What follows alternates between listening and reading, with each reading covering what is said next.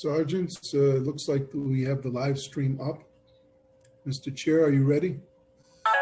Mr. Chairs.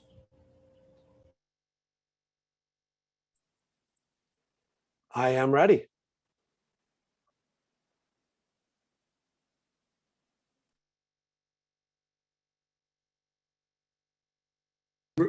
Councilmember Koo, are you ready? Yes, I'm ready. Excellent. Thank you very much.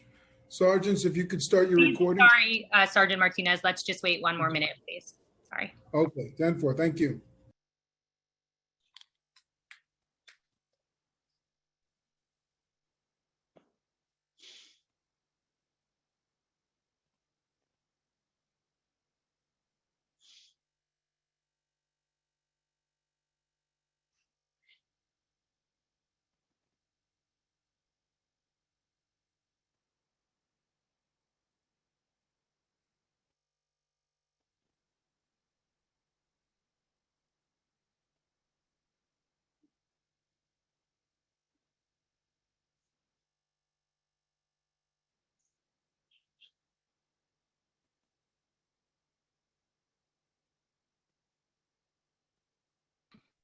Okay, Sergeants, we can begin when you're ready. Thank you. Thank you. Sergeants, if you could please begin your recordings. Recording is up. Cloud has started. Backup is rolling. Good afternoon and welcome to today's remote New York City Council hearing of the Committee on Health, jointly with the Committee on Parks and Recreation. At this time, would all panelists please turn on their video for verification purposes. To minimize disruption, please silence your electronic devices. And if you wish to submit testimony, you may do so via email at the following address, testimony@council.nyc.gov. Thank you for your cooperation. We are ready to begin.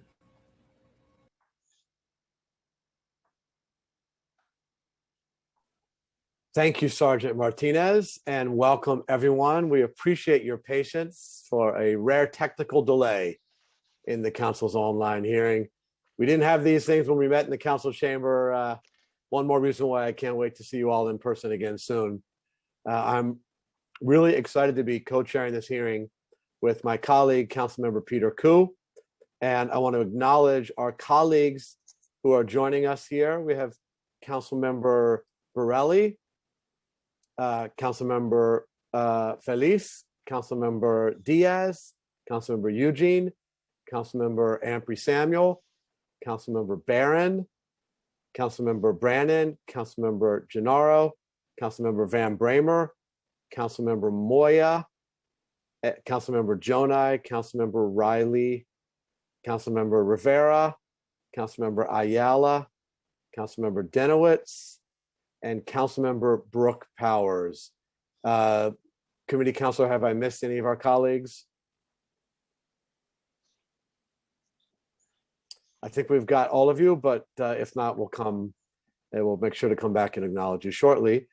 I'm going to read a somewhat truncated version of my opening statement so we can make up for a little bit of a lost time. I am thrilled that we're convening this hearing today, a joint hearing of the Committee of Health and the Parks Committee.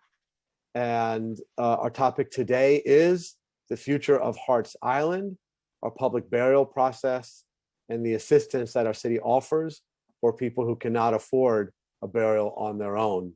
And as you know, for over 150 years, the Department of Correction has maintained and operated New York City's public cemetery on Hart Island off the coast of City Island in the Bronx. The cemetery occupies 101 acres and is purportedly the largest taxpayer-funded cemetery in the world. By many estimations, there are over 1 million people buried on Hart Island. Over the past decade, 1,000 to 1,200 decedents are buried on Hart Island per year, including adults, children, and fetuses. According to DLC records, in 2020, that number doubled. 2,210 adults and children received a public burial there. 875 adults were buried on Hart Island in April 2020 alone. We held a hearing on Hart Island in 2019, which I co-chaired, in which the council passed a package of legislation addressing issues like transferring jurisdiction of Hart Island from DLC to Parks, examining transportation to and from Hart Island, development of an Office of Burial Services, and mandating a hearing on public burial operations. The Human Resource Administration is in the process of determining July 1st, 2021, rapidly approaching. And we look forward to hearing more about this transfer in today's hearing. We're also going to focus on the process of financial assistance for those who can't afford a burial. And there we have data which is very disturbing. Of 3,589 applications received, only 357 were approved. Most of these applications were denied because of lack of documentation. And of course, we find this deeply disturbing, and we want to understand how we can reduce these barriers. I think I'm going to skip to the end again because we're so far behind on time. I want to acknowledge that we've been joined also. No, we've got all the council members. That's good. So finally, let me just conclude by thanking our staff of the Health Committee, who has worked very, very hard to prepare for today, including Councilors Harbani Ahuja and Sarah List, Policy Analyst M. Balkin, Finance Analyst Lauren Hunt, and Data Analyst Brooke Fry and Rachel Alexandrov, as well as Ben Witt, for all their hard work in preparing for this hearing. And now I'm going to pass it off to our colleague, Chair Peter Koo.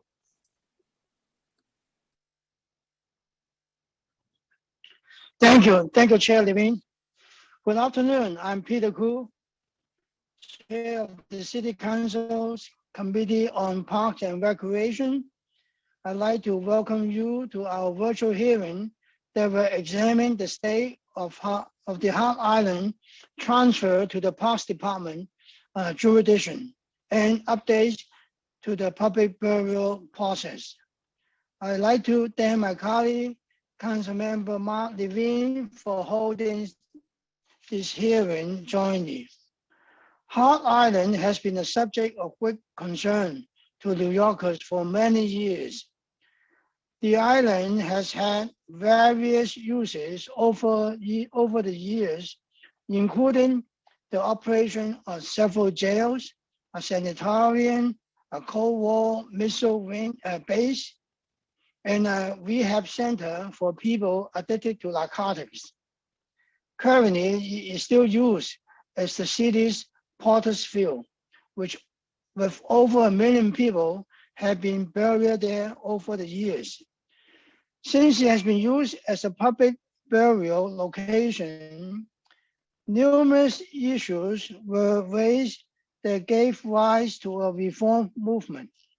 The most problematic issue was that the island was under the control of Department of Corrections, DOC, which has expertise with inmate custody, not cemetery maintenance. Its involvement justifiably involved security concerns that require family members visiting the graves of their loved ones to be accompanied by DOC staff. This negatively affected the visitation experience. That is why the council acted in 2019 to pass numerous bills that seek to find a way to run this facility in a more humane way. One bill in particular, Local Law 2010 of 2019, will transfer jurisdiction of Hart Island from the Department of Corrections to the Parks Department by July 1st this year. This puts in place an agency that has more expertise on managing land and public assets. It is my hope and the hope of so many who have advocated for reform to Hart Island that Parks jurisdiction will result in making it easier and more welcoming for the next of kin and the public to visit Hart Island.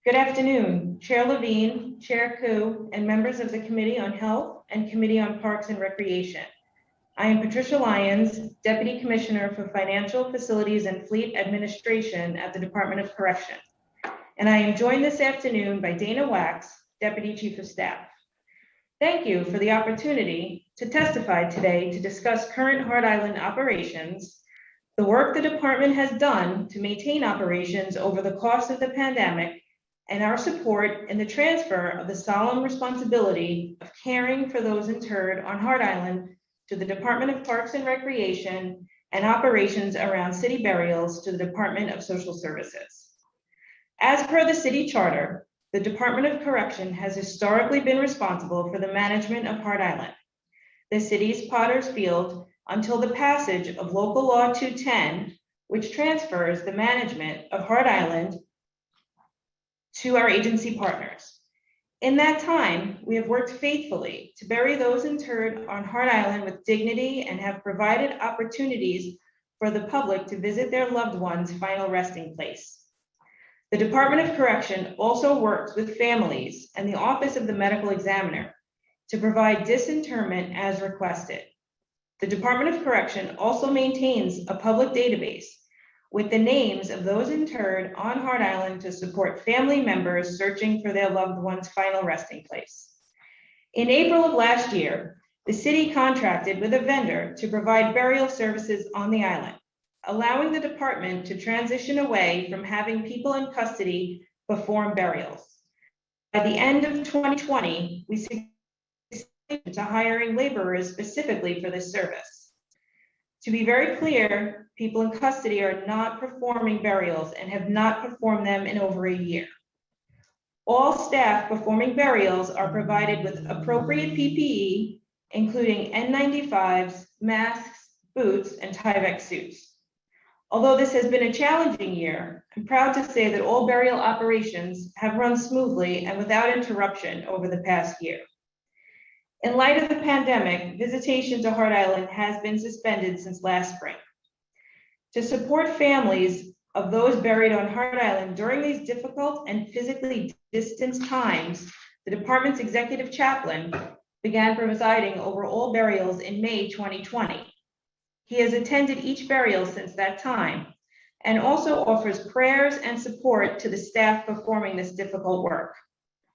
Every Friday, he hosts an interfaith web service with religious leaders across the city, so all religions, all languages are represented in honoring those laid to rest on Hart Island. I am proud to share with the council today that we will reinstate limited monthly visits to Hart Island beginning May 15th. The department agrees that the process of city burials and the maintenance of Hart Island are better suited for agencies whose mission more closely aligns with this work. For the past year, we have met regularly with the Department of Parks and Recreation and the Department of Social Services to share everything from blueprints of the island to our learned best practices. We will continue to be good partners throughout this transition and will continue to share our institutional knowledge with our sister agencies. I will now turn to Deputy Commissioner Natasha Gopi at the Department of Social Services to speak to their work as operations are transitioned. Good afternoon. I would like to thank the City Council's Parks and Recreation Committee, the Health Committee, and their chairs for giving us the opportunity to testify. Today, we are here to speak about the Human Resource Administrations and our work on burial assistance for New Yorkers in need in Hart Island operations. My name is Natasha Godby, Deputy Commissioner, Emergency and Intervention Services. I'm joined by my colleague, Nicole Doniger-Strom, HRA Chief of Staff and Acting Emergency and Intervention Services, Executive Director of Special Projects.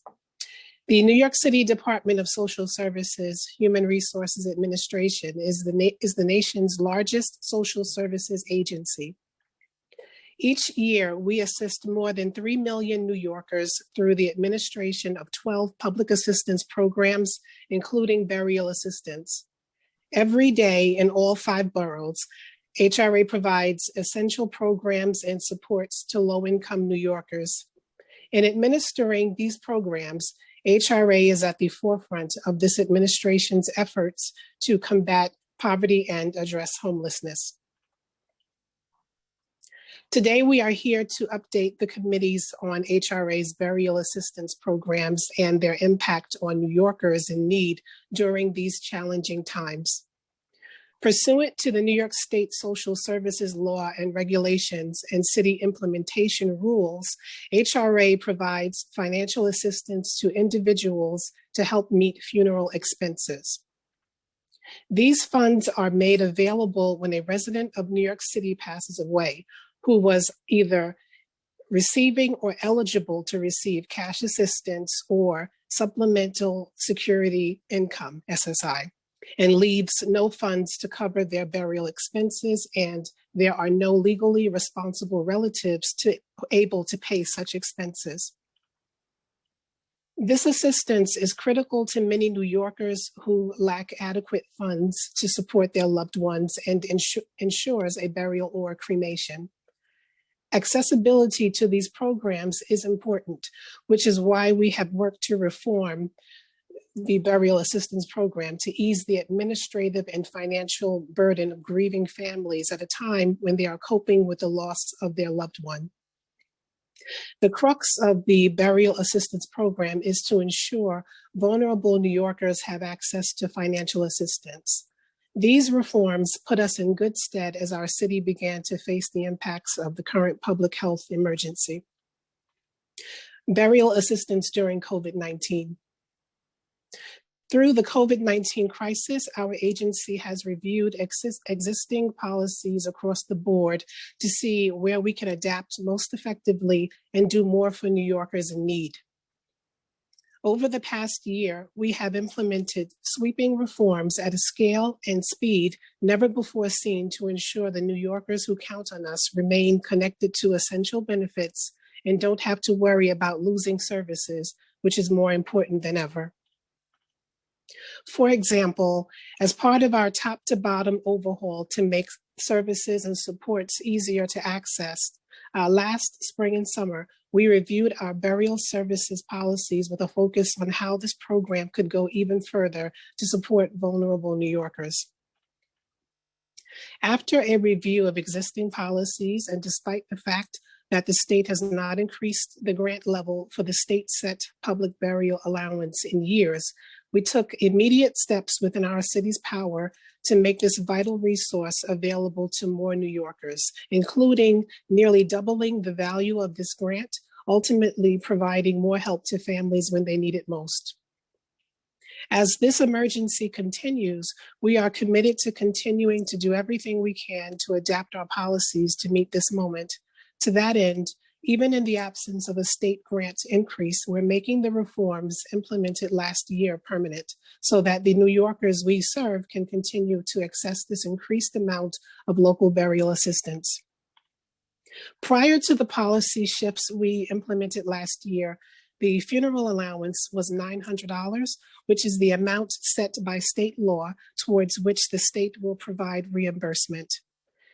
As noted, in the response to the pandemic in spring and summer 2020, we took immediate steps within our city's power to temporarily increase the value of this allowance from $900 to $1,700, with the increase funded by the city. This action nearly doubled this public assistance grant, making this vital resource go further for more New Yorkers in need during these unprecedented times.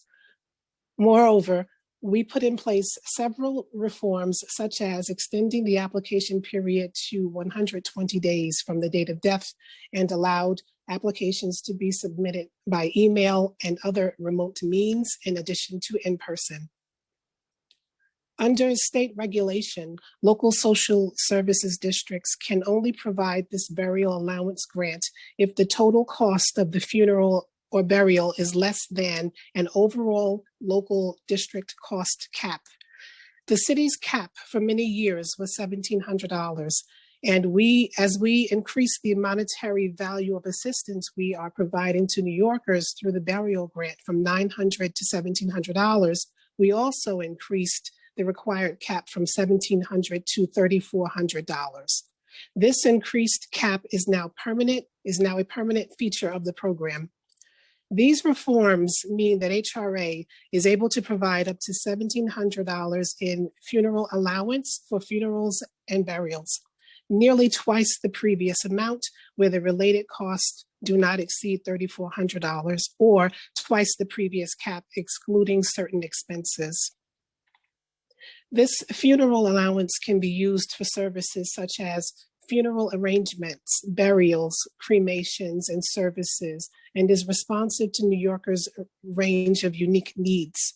We are proud to announce that these reforms are all either already permanent or soon will be. We have published a proposed rule that would extend the $1,700 grant indefinitely, making it a permanent feature of HRA's burial allowance program, even as we continue to advocate for an increase in the inadequate state grant reimbursement level. Now I would like to turn it over to my colleague, Nicole Doniger-Strom, who can provide updates on Hart Island. Thank you, Natasha. I'd also like to thank the council for your work and advocacy on behalf of New Yorkers in need. As we work to rebuild our city with a focus on equity and ensuring New Yorkers can access quality services, we must also bring this spirit of reform to end-of-life planning. We remain committed to ensuring New Yorkers are provided with an appropriate and dignified location to be laid to rest, regardless of background. To that end, HRA is procuring a vendor to continue operating Hart Island as the city's public burial grounds in the next fiscal year, as well as a vendor to evaluate the ongoing capacity for burials on the island. For decades, Hart Island has served as a public cemetery for burials of indigent individuals, or for those decedents whose remains were either unidentified or unclaimed by next of kin. In the fall of 2019, Mayor de Blasio signed local legislation transferring control of Hart Island from the Department of Correction to the Parks Department, with HRA formally assuming oversight of the burial operation on Hart Island. As part of this transformation, HRA solicited feedback via public hearing and issued an RFI seeking information about alternative public burial practices, including other possible locations for burial public ground in New York City. We did not receive any responses outlining a suitable location for alternative public grounds. Both written and oral responses were overwhelmingly in favor of continuing to bury decedents on Hart Island. As a result, HRA has issued a procurement to evaluate the ongoing capacity for continued burials on Hart Island, including assessing a range of potential best and alternative uses, and has issued an RFP to identify a vendor that can manage the day-to-day operations on the island as the city's public burial grounds in the next fiscal year. Due to the competitive bidding process, we cannot discuss the request for proposals beyond what is in the solicitation. The work behind bringing about change and operationalizing important reforms can be challenging, as is the case in Hart Island. However, we remain committed to the transfer of the island as we continue to provide dignified burial options to those in need. And we look forward to working with the council as we continue to make progress. We want to thank the council for your partnership as we continue to work towards an equitable recovery for our city. We look forward to answering questions you may have. Thank you for the opportunity to testify today.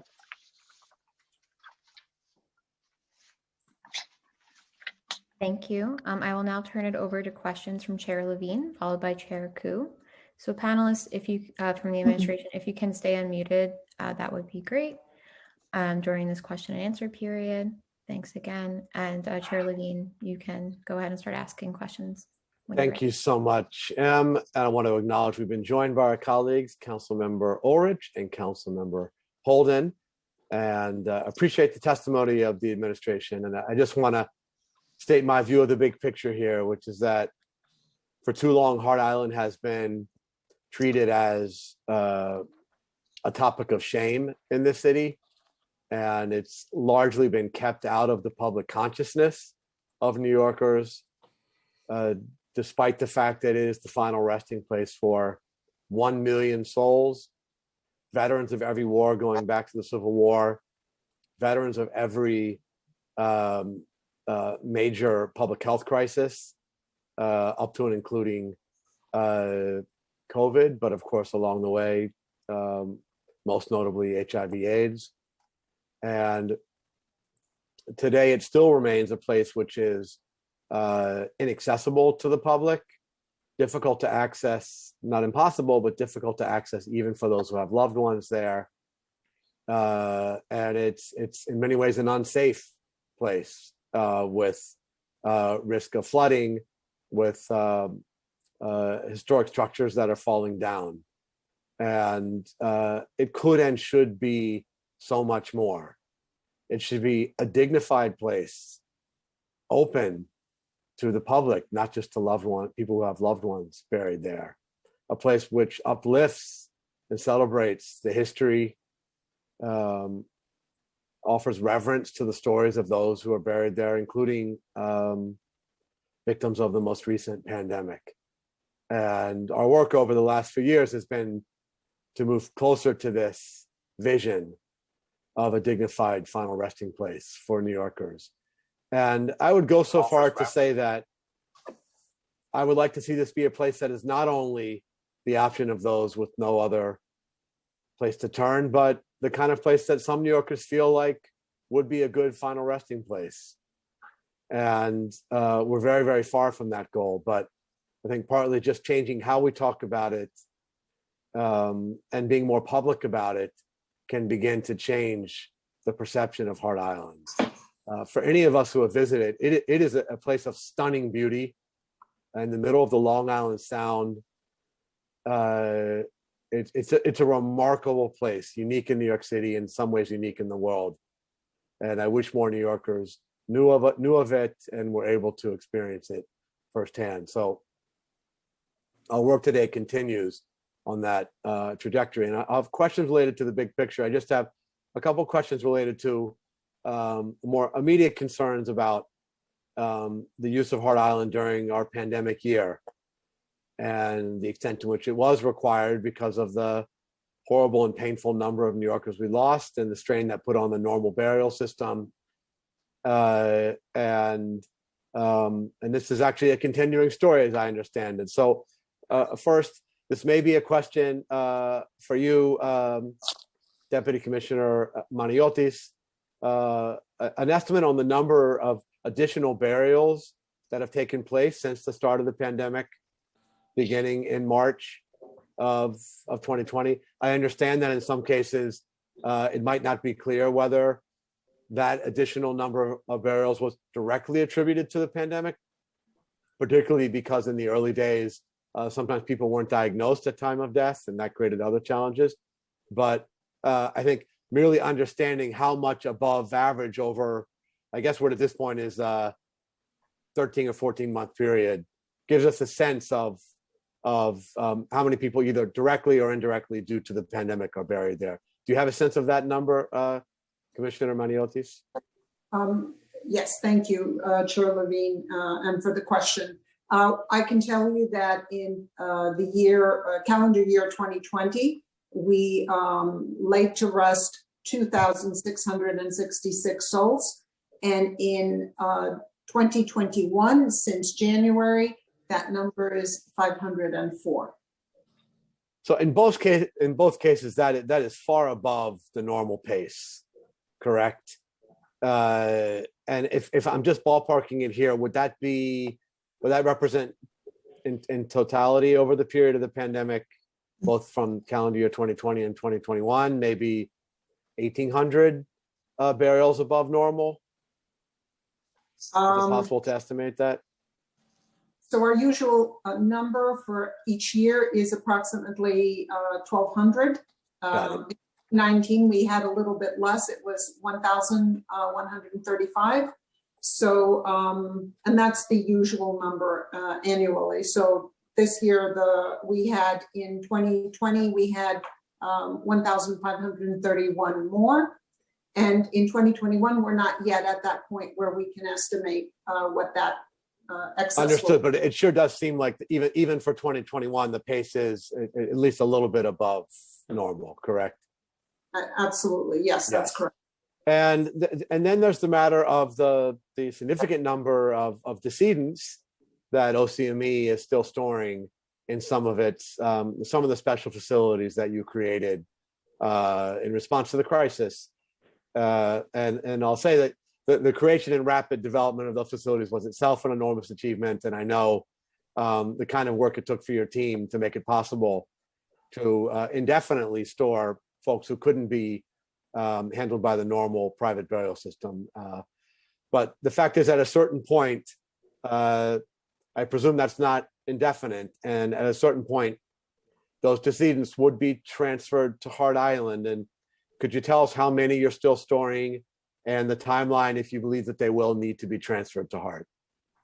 Yes, so currently we have approximately 750 decedents stored at our long-term storage facility. And,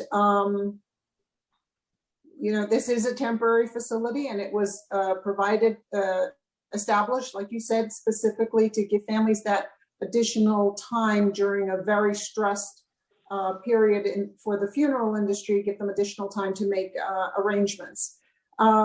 We have, and we will continue to reduce the size of the long-term mortuary operation to meet the need as appropriate. So that number is getting smaller, and it will continue to get smaller. And at what point, if at any point, will you begin transferring some of the decedents to Hart Island? We will begin as soon as it's coming very shortly. So in the near future, we will begin to notify all the families that we've been working with that we are now going to ramp our operations down slowly. Give them the time that they need, and we'll keep the operation going as they need it. But we are beginning to ramp those operations down and make the transfer to Hart Island. Okay, I think clear communication to the public on that will be really important. Personally, as I mentioned, I don't think that it should necessarily be treated as such a shameful matter for someone to be buried on Hart Island, although we understand that there are religious traditions for whom Hart Island is not an acceptable final resting place, and other perfectly understandable reasons why a family would choose and prefer to be buried, for a loved one to be buried elsewhere. So I'm assuming you've done everything possible to connect to the families of those who you currently have in temporary storage and offer them resources if they choose another burial option. Chair, the OCME, and you know us well, the OCME holds families central to its mission. And as Dr. Sampson has said, the chief medical examiner has said over and over again, we take care of the dead to help the living. And this is what we continue to do. And yes, we have been working very closely with families, and we'll continue to work with them. They're central to what we do. They're all about what we do. And we have been referring as appropriately when resources are needed to HRA, of course, and other nonprofit organizations. And would you say that most of those still in your custody are people for whom there's no family member who's actively engaged, or is it the case that there are family members who are engaged and just don't have the resources, or are choosing for whatever reason not to pursue private burial? My understanding and my opinion in this, I'd have to go back and check all the cases, but my opinion is that, in fact, most of the decedents that we're caring for right now are decedents who their families have either decided that they want them to stay with, to go to final resting place at Hart Island, or the families that have no longer are engaging with us regarding the decedent. Okay, thank you so much. I don't want to go on too long, but I just want to quickly talk about the future of the island, and that Sam, that may be a question for you since Parks is taking over in a couple of months, and I see Matt Drury is on here as well, so I'm actually not sure. We have multiple great leaders from the Parks Department here. So could the Parks Department share any vision for us for the future of this island, landscaping, storm resiliency, management of structures which are falling down, like literally bricks are falling off, a vision for the cemetery, which might be in line with the Green Cemetery movement. Could you share with us that vision and those plans? So yes, of course. Thank you for the question, Chair Levine, and thank you for the recognition for me and the excellent Matt Drury. Any future planning efforts for the island have first to be informed by the HRA burial capacity study, so that the city will revisit the discussion of long-term plans for capital improvements and visitation to the island after this study concludes. In any case, the island will first primarily remain a functional municipal cemetery, which, as you noted, is a sacred site for many, many people, many New Yorkers. So any future decisions have got to be respectful of the island's identity as a final resting place for thousands of souls. Now, vis-a-vis the structures on the island, which you asked after, and what's going to happen with them, I'm happy to share that the mayor's fiscal 22 executive budget includes more than $50 million in capital funds for the demolition of dangerous structures and other work to help ensure that workers and visitors will be safe as we make changes to this island. And Sam, that 50 million is just for Hart Island? Yes, yes. For demolition and shoring up structures? And shoring up structures and creating space for future burials. I hadn't heard that news. That's welcome. That's welcome news. Sorry, but if you had more points on the big picture. The main points there. That's great. Look, the structures are in bad shape. They're probably all going to have to be demolished. If there were a way to preserve one, the one that's least decayed, as a way to preserve history and to create a place that could function for use of people visiting, whether it was restrooms, a learning center, connected to some form of memorial to tell the story of the people buried there. Do you believe it might be possible to preserve any of the historic structures? It's a point well taken, Councilman. Just in my particular role, I couldn't. We could get back to you. I couldn't weigh in on exactly what the state of each structure is, or whether any particular one could be preserved. But it is a point well taken, and we're happy to circle back. And where are we on the FEMA work to prevent future flooding? Matt, can I defer to you on that? Or For DOC, I think our partners at Matt's frozen. I think our partners at DOC can speak to the FEMA work. Thank you. So the FEMA funded shoreline restoration project concluded in December 2020. And how confident are we now that the island's not vulnerable to flooding? The project was designed following the FEMA guidelines for flooding, so we're confident at this time that it will be sustainable, in the event of future weather events. It's only been so say that was December 2020 that it was completed.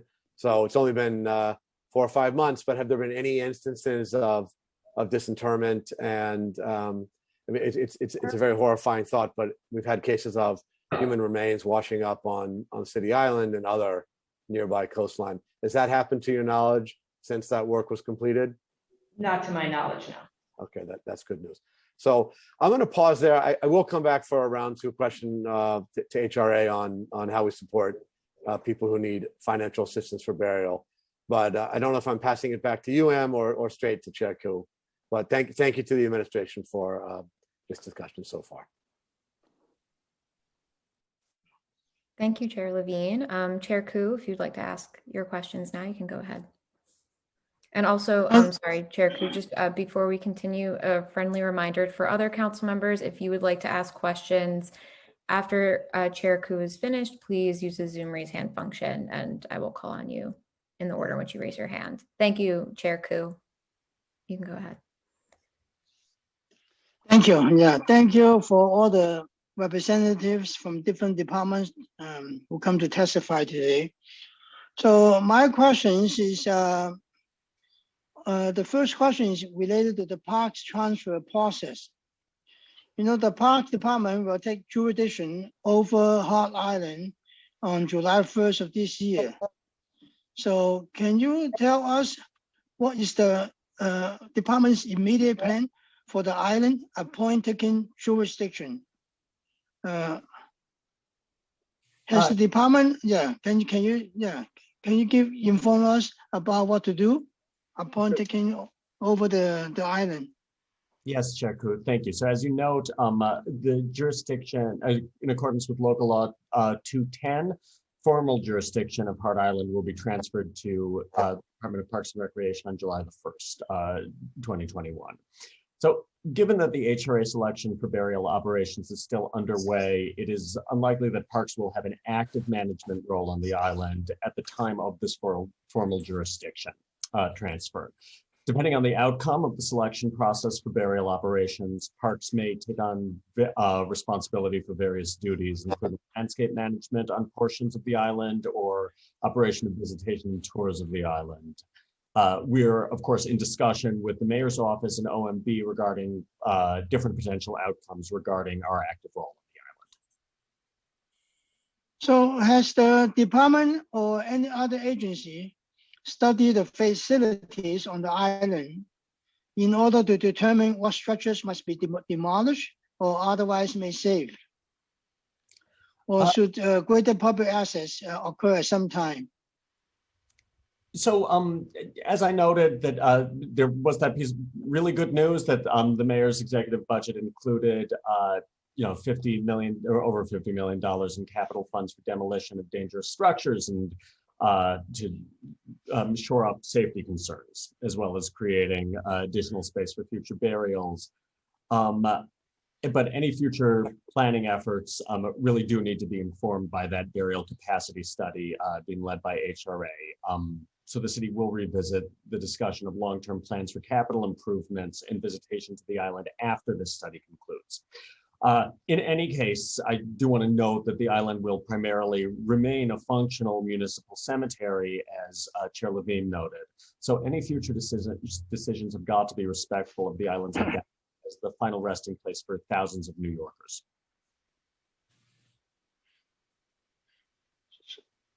So does the department know what certain capital projects to move forward?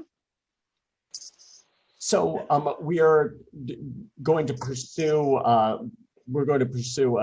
study of that, of what capital work needs to be done on the island following this HRA burial capacity study. So what's the potential cost? You have an estimate?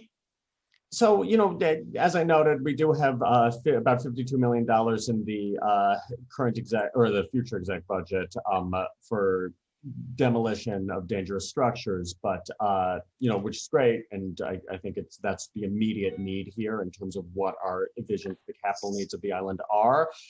Anything beyond that, we would have to conduct a study first, which would come after the HRA burial study. So does the $50 million covers the public transportation costs for visitors to go to the island?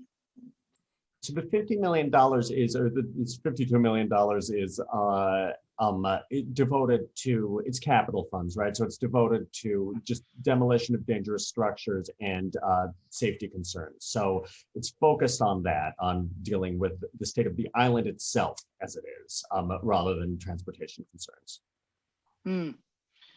So has your department worked with the transportation department to develop plans that will be able to facilitate the visitation more members of the public or the relatives of the deceased, on the future?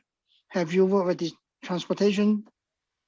So it will be an interagency process. So as details regarding the operation of Hart Island are finalized, as we lead up to this transfer and beyond it, in relation to the HRA selection process for a burial operations proposal, city agencies, including ours and many others, will coordinate on the best approach for developing a Hart Island transportation plan in accordance with local law 211. Okay. Does the department have a physical presence on the island? Like corrections, they have a presence there. Do you guys have a physical presence there now? So we don't have a physical presence there now, but leading up to, we're of course have been in conversation with our sister agencies who have been wonderful. The agencies represented on this call, on this council hearing, who have been, wonderful in sort of determining a path forward for, what the park's presence on the island is going to be. But, again, I have to note again that it is largely dependent on the outcome of the city selection process for a vendor to manage public burials.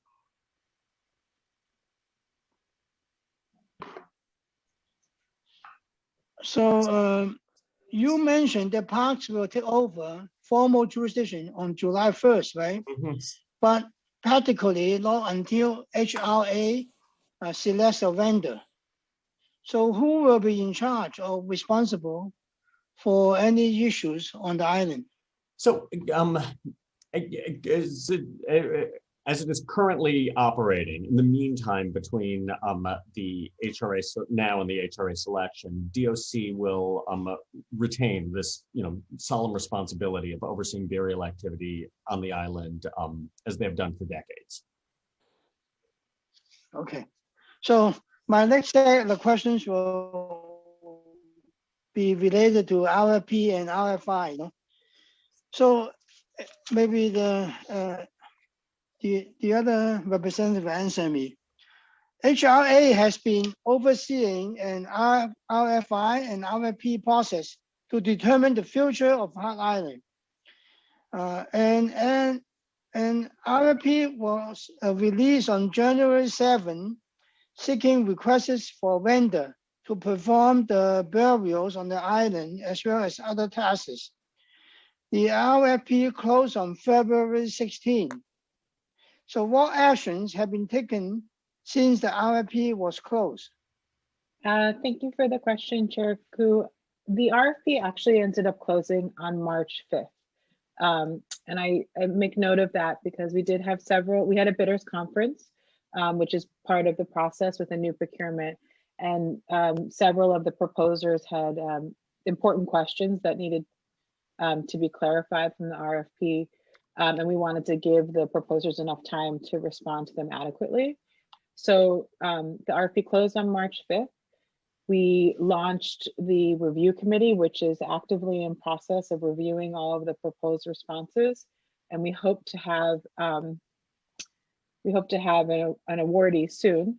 In the interim, while the proposal was open and leading up to it over the last year, we've been meeting very often with our sister agencies to make sure that the transition can continue to move forward so that once a vendor is selected, we're ready to step forward. So how many responses you received for the RFP?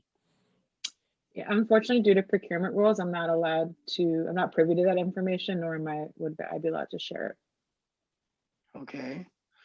So given that the transfer of the island will occur in less than 2 months, when can we expect more information about the future of the island and the city's public burial process, such as how the burial process will occur and if it will be changed at all? We are also curious about the security, the maintenance, and the visitation policies for the island. Yes, so all of those concerns are part of the RFP process, and we hope that our hope is that respondents to the proposal address all those. In the RFP, we asked several questions. We asked about how a potential vendor would look at a pre-burial process, how they would do interments, would they continue the practices of DOC, do they have an alternate means of wanting to do interments, how they would manage exhumations, what they would do in case of another emergency like the one we just went through. We also asked the proposers to look at, outline how they would manage landscaping and burial ground maintenance, as well as security on the island, and overall cemetery administrative functions. So I think quite a bit of information will come out once these proposals are reviewed. We are confident that we'll be able to find a good vendor. And in the interim, DOC, as DOC stated in their testimony, are no longer using incarcerated individuals to do the burial process, but have hired civil service staff who are doing an excellent job in maintaining the island. So I feel very confident in saying that there'll be no gap in services, both from maintaining the island and as well as continuing burial operations until we can make sure that we have a good and appropriate vendor in place. So how will you do with the security? We're going to use NYPD for the security on the island? That's still to be determined. It really is dependent on how the proposal, the awardee proposes to manage security. I think security needs will change and have changed since no longer using incarcerated individuals on island. But that's to say that we will be in conversations with NYPD to make sure that whatever the proposer or the awardee puts forward is an adequate amount of security for the island. So can you tell us something about the future visitation policy of the island?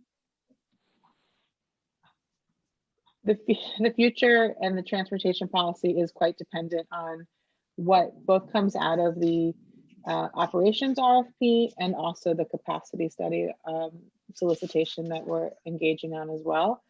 I think we are in constant conversation with DOT and their transportation plan. They're continuing to work on it. It's still yet to be determined if the vendor will be responsible for visitation or if Parks Department will be, and that will come out of when we award a vendor. I heard on administration will start resume visitation on May 15th to the island. So can you give us some details on that? Sure, I'll actually let my partners at DOC respond to what the visitation will look like starting in mid-May. Sure, thank you. So we will resume visitation on a limited basis starting May 15th. It will consist of 2 trips, one at 9 a.m. and one at 12 p.m. And to facilitate social distancing and appropriate COVID-19 measures, we're going to have 10 visitors per trip so they can be safely distanced on the bus that travels over to the island. So in normal circumstances, you can be on the ferry boat, either in the cabin or on the deck, but to support social distancing in case of inclement weather, we're going to have the visitors on the bus, on the boat, going over and returning to back to the Bronx. Where did visitors take the boat to? Where did they?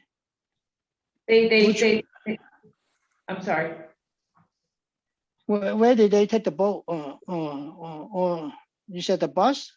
Yeah, so they will board at the dock, the DOT dock. They will board a bus. Where is this dock? DOT dock where? Queens or what?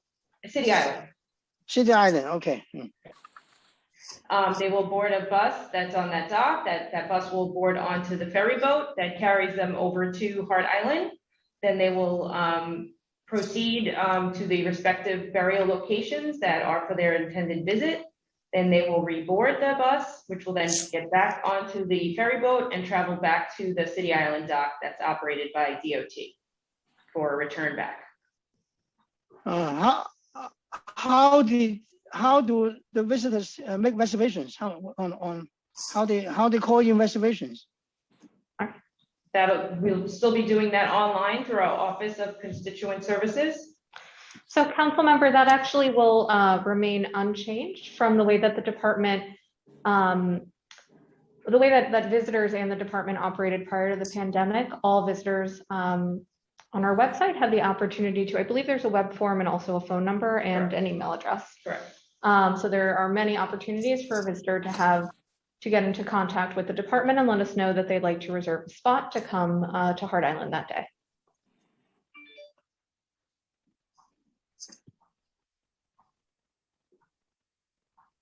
Okay, I have just one more question. And then there's this thing. The question is about future capacity of the island. There's a separate RFP on the capacity of the island for future burials. What part of the process is HRA in for this RFP? How many responses you get? So we are in the, thank you for the question. We are actually quite excited about the capacity study.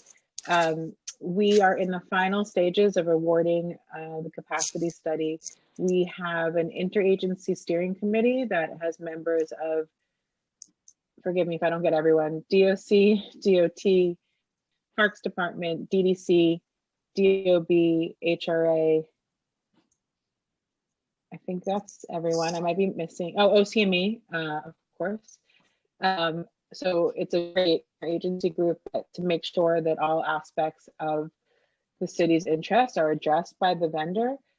We hope that the vendor will begin their work over the summer, and that will entail looking at the whole entire island, understanding which parts we could increase burials on, which parts have been underutilized.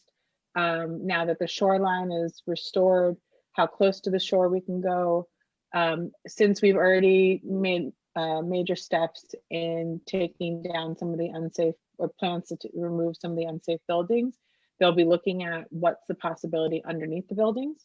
They're going to look at environmental studies to see what the environmental impact is.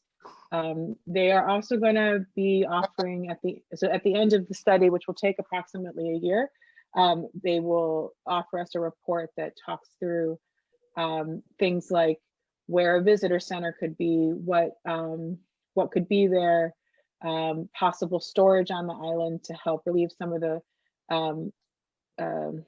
burden of OCME should another emergency happen. So it's a very, there's archaeologists, there's architects as part of the capacity study. It's pretty robust, and I think will be a very critical tool, and we're excited about it. So how long, when do you expect this RFP to finish, to complete? Likely, we should have a final report by spring of 22. Okay, thank you. Yeah, so I'm going to turn it back to Chair Levine and other council members to have questions. Thank you, Chair. Thank you, Chair Cohen. And yes, I see we have. I'll let you cue us for questions from other colleagues, please. Yes, thanks. So thanks, Chairs Koo and Levine.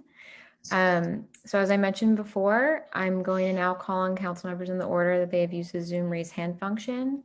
If you would like to ask a question and you have not yet used the Zoom raise hand function, please do so now. Council members, please keep your questions to 5 minutes. The Sergeant at Arms will keep a timer and will let you know when your time is up.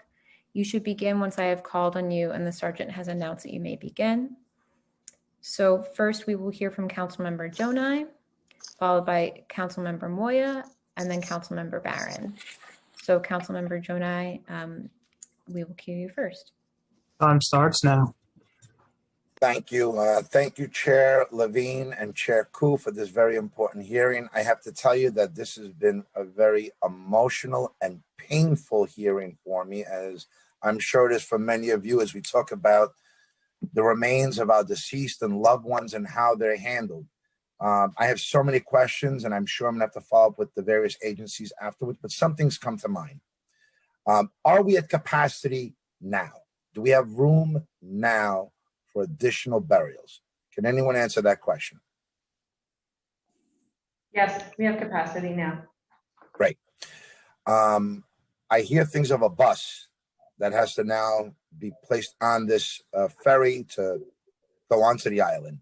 The island was within my district. I know the island very well.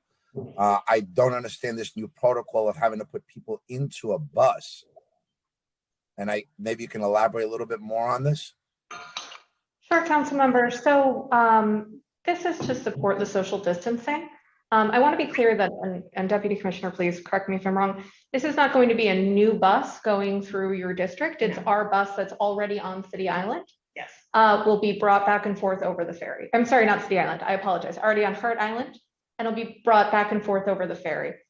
The reality is I don't know if you've been on the ferry before to Hart Island, but for the most part, it's outdoors, which is great for social distancing, but in inclement weather, the only space that would be available to people are those little cabins on the side of the ferry.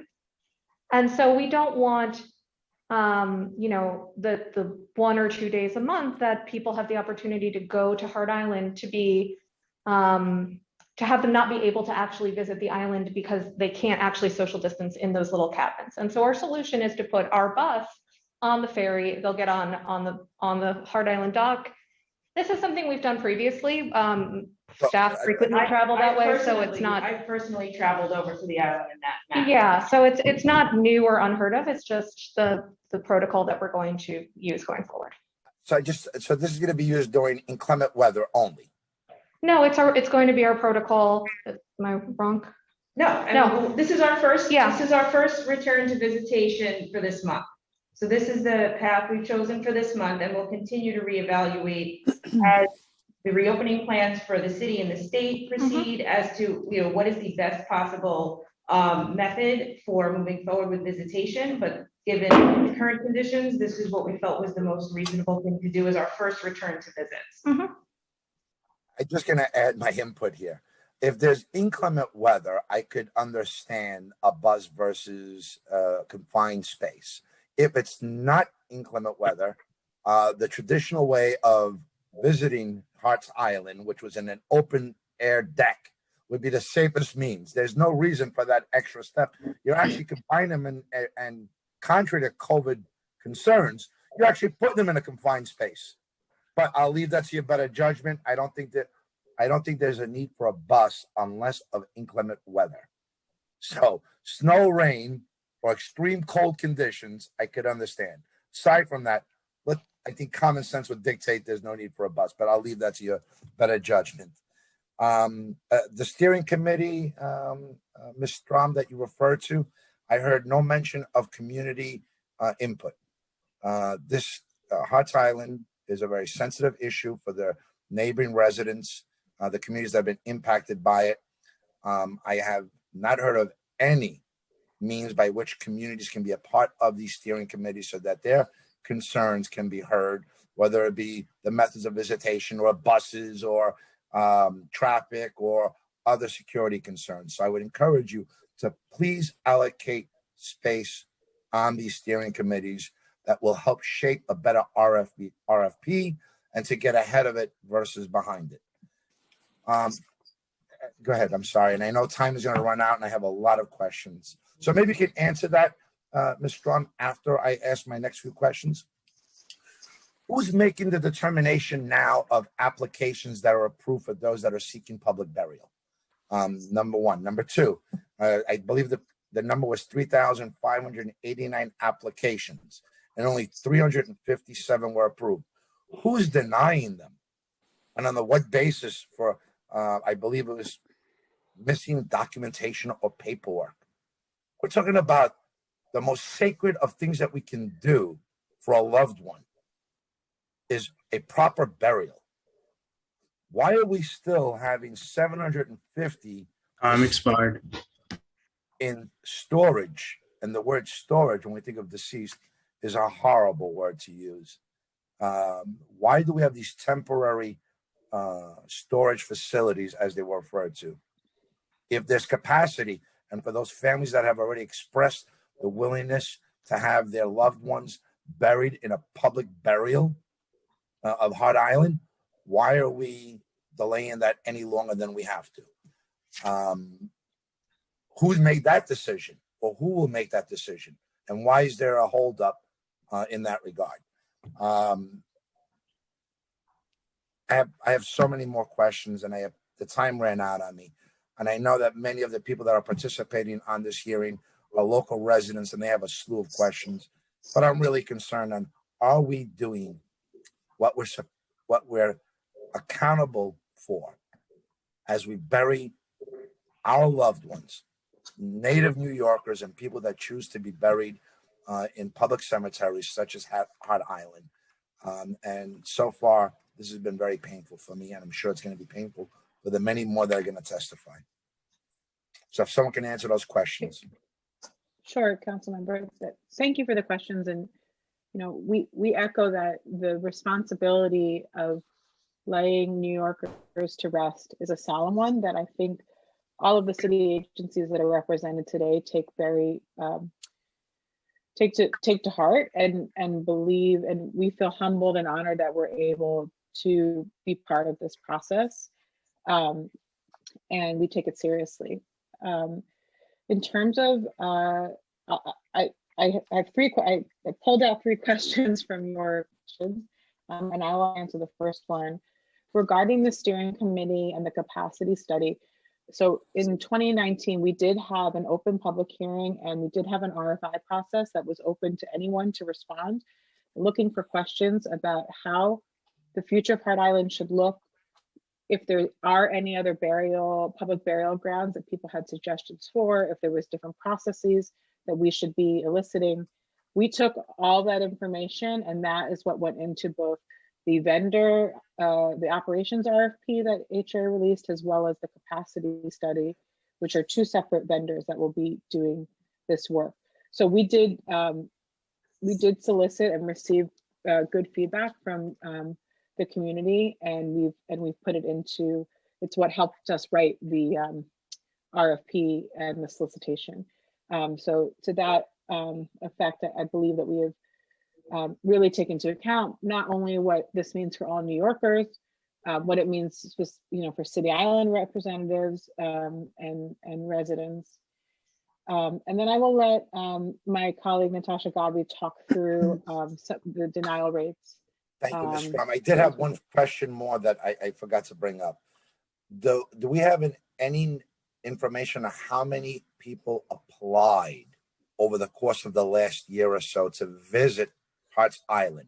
What was the number, and how were they denied? What was the method of communication when they were able to go on a website, request a visitation? What was the number of visitation requests?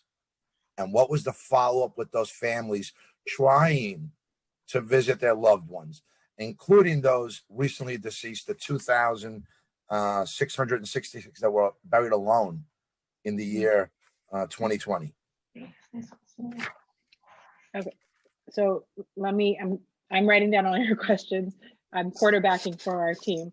So Natasha, if you could talk through the denial rate for applications for burial assistance first.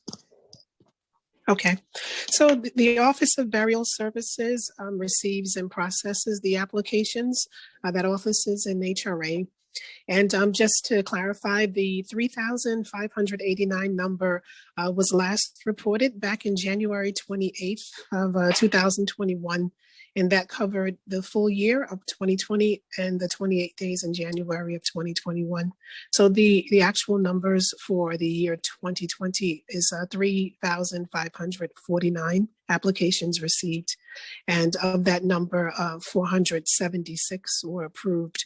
So the reason behind the high denial rate, the highest denial is based upon the applications not being completed completely, meaning that the applicant has not submitted the remaining paperwork or documentation. And of the 2020 numbers, roughly 63% of those applications were denied because of that. And the percentage includes applicants who decided not to continue with their application for the burial allowance. We routinely reach out to applicants to obtain their documentation to further explain the program guidelines and how to obtain supporting documentation. Applicants are not required to submit new applications to address missing documents.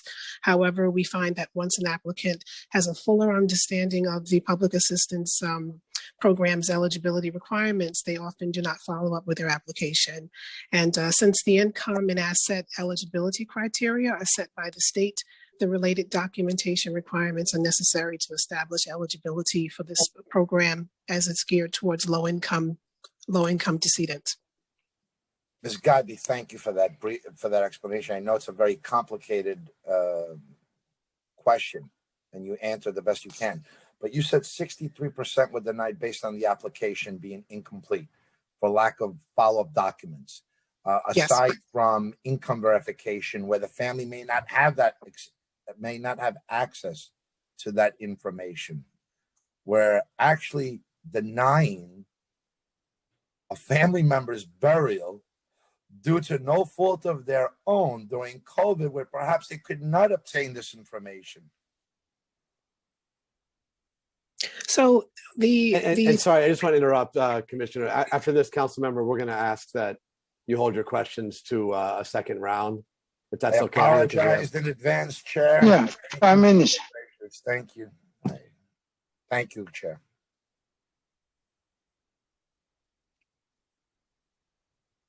Okay. Natasha, is there anything you wanted to add, or should I move on to the next? I was just going to say that the eligibility criteria does include getting additional documentation, and that we routinely extend the time frame, 60 days, 30 days. Even if a case is closed, it can be reopened upon submission of a request. And we also give a lot of time to get the additional documentation. We're flexible. Thank you so much. And then Dina, if you wanted to talk through the council member's question around storage. He asked, you mentioned it before, but how long you plan to hold the storage, the emergency storage units? Right, so we will continue to work with families. As soon as the family tells us that they would like their loved one to be transferred to Hart Island for burial, we do that very quickly. Or as soon as the family tells us what their final disposition decision is, then we work with them. And if it's to do a private burial, or a funding issue involved, we then work with them and HRA and other nonprofits to make sure that they have access to the resources that they need. So there's no delay from the OCME on transferring to Hart Island. Once the decision is made by the family, we can move very quickly on that.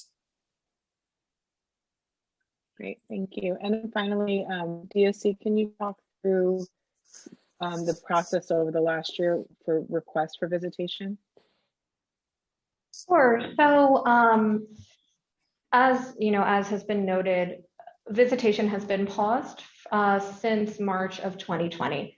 In accordance, we put a notice up on our website, and we also took down our form so that there could be no confusion, so that people wouldn't be able to request a visit when the visit actually couldn't happen. I understand that there have been very limited number of inquiries, really like one or two a month for visitation. And if somebody did inquire with us, their email was responded to, and people were told that we did not have visitation currently, or if they called the Hart Island hotline, they were told the same thing. Thank you. I think that yes, let's move on to round of Councilmember questioning. Barron, I believe, is next. Is that right? Chair Levine, we actually have. Oh, forgive me, Councilmember Councilmember Moya is next. Yes. Forgive me. Councilmember Moya. No problem. Thank you for your patience, Councilmember Moya. And you may begin whenever the sergeant cues you. Time starts now. Thank you to both Chair Koo and Chair Levine for really bringing this very important hearing to light. I just want to talk about the burial fund that deals specifically with the undocumented community. I have the epicenter of the pandemic in Corona and in East Elmhurst, area codes 11368, 11369. You know, I called for this in the very beginning along with myself and Speaker Johnson, to ask why HRA would not allow undocumented immigrants to receive assistance to bury their loved ones, given that we had a large number of undocumented immigrants that were dying due to COVID. They couldn't send the bodies back home to their native countries because of the COVID restrictions. Now that we injected some type of funding, at that time it was about $20 million between private and public partnerships there. Now that we're seeing that there's been an increase for the burial assistance in the funds that are coming from the federal government, what updates to the communication process has the Office of the Burial Services made throughout the pandemic when working with H&H and other hospitals to inform New Yorkers of their options and assistant resources? And then I have one more question, and that's it. Sure. Thank you, Councilmember Moya. I'll let my colleague Natasha Godby talk through both the work that we're doing for the new FEMA assistance as well as for undocumented New Yorkers. Okay, so with regard to communication and outreach, we have updated our website and many HRA DSS promotional materials. Over time, we provided FAQs, the application, and additional information on our website, as well as to 311.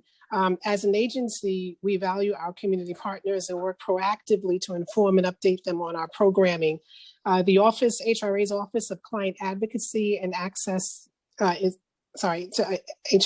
DSS's lead on such communication and works with our CBO partners. They send our regular communications on HRA services, including the burial program, out on a weekly basis. Additionally, HRA has created training programs and outreach material that we send out to all of our sister agencies. In the very beginning, our program had worked closely with the Mayor's Office of Immigrant Affairs, wherein the IDNYC staff had worked closely with Office of Burial Services to make sure that the undocumented communities could apply for these services. So that office, Moya, continues to do the outreach locally. They are engaging CBOs that are going to work to continue to provide the application and the program to undocumented communities. I'm sorry, I didn't mean to interrupt. So is that, you're saying that Moya, the other Moya, is the agency responsible for getting the information out to the public? No, it's still our Office of Burial Services, but we partnered with Moya from the very beginning of the pandemic, and they're also continuing to outreach as well through their CBOs as well. Is there a list of those CBOs in which they are partnering up with that is made available to the public? What I have here, it says, I'm sorry, I just gotta find it. So the program benefited many New Yorkers. And it looks like the CBOs identified was NICE, African Communities Together, and Make the Road New York and Bronx Works. Okay, and I'm just gonna quickly, I'll go back to the other questions. I just want to know, did they give input back to Moya or to HRA of how many people actually came in through their CBOs applying for the burial fund? Is there any statistics that come in from these organizations that you just mentioned? No, not to my knowledge at this point in time, but we can take it back and ask. Okay, because I'd like to know how we're tracking that then, right? Because if they're the CBOs responsible for the intake in our communities, how are we finding out whether or not they're having success in districts like mine, which was the epicenter of this, where there's a great need for that, and if we're being effective in using these organizations, which I'm sure they're all great organizations, but I'd like to know how we can get that information back, because that's really important. My last question, I'm sorry, I know it's of the 2,334 adults estimated to have been buried in 2020, is there an indication of those identified by zip code and neighborhoods where they resided in? and in addition to the location where they died. Nicole, would you like to Yes, respond? Dina, thanks. Sorry, I wasn't sure if it should be you or DOC. Please, Dina. Thank you. Yes, for all statistics regarding burials at Hart Island, demographic statistics and so forth, which it would include the areas and zip codes, our Department of Health is the agency that manages and is in all statistics are under their auspices. And they also have, the expertise in handling confidential health-related information appropriately. So all demographic and statistical information regarding Hart Island will be at the Department of Health. And can we get those statistics? Can we get the breakdown by zip code? I think if you would, council member, make a request, as part of this, and just ask the question specifically what you want, I'm sure that DOH would respond appropriately. Okay, and then I just want to make sure that I get the CBOs that had those numbers of applications that came in. Thank you both chairs, and thank you to my colleagues for extending the time. Thank you. Thank you, Councilmember. And I think Councilmember Barron, we would like to hear from you now. Time starts now.